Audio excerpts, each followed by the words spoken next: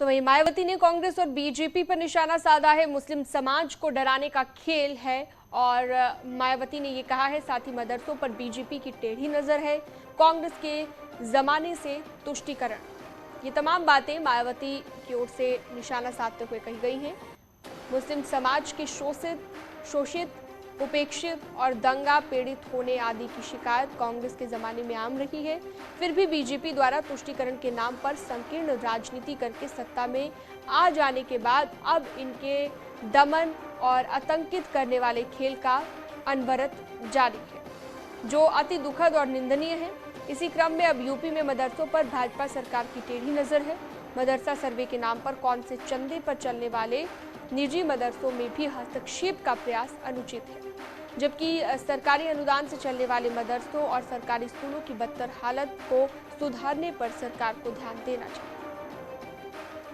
तो ये बीएसपी अध्यक्ष मायावती का ट्वीट।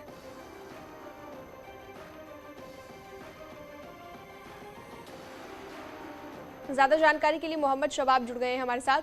मोहम्मद, लगातार हम देख रहे हैं, चाहे वो मायावती हो या फिर बीएसपी के संयोजक हो, लगातार ट्वीट्स के जरिए निशाने पर लिया जा रहा है बीजेपी को।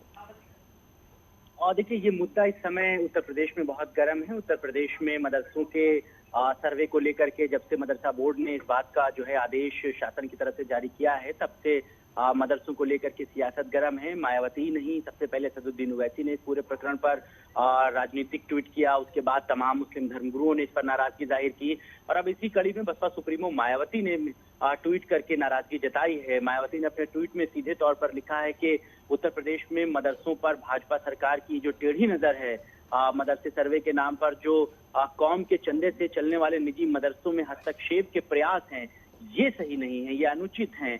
जबकि सरकारी अनुदान से चलने वाले जो मदरसे हैं, जो सरकारी स्कूलों की हालत है, उनकी हालत बदतर है और सरकार को इसे सुधारने पर ध्यान देना चाहिए। सरकार का पहला फोकस ये होना चाहिए।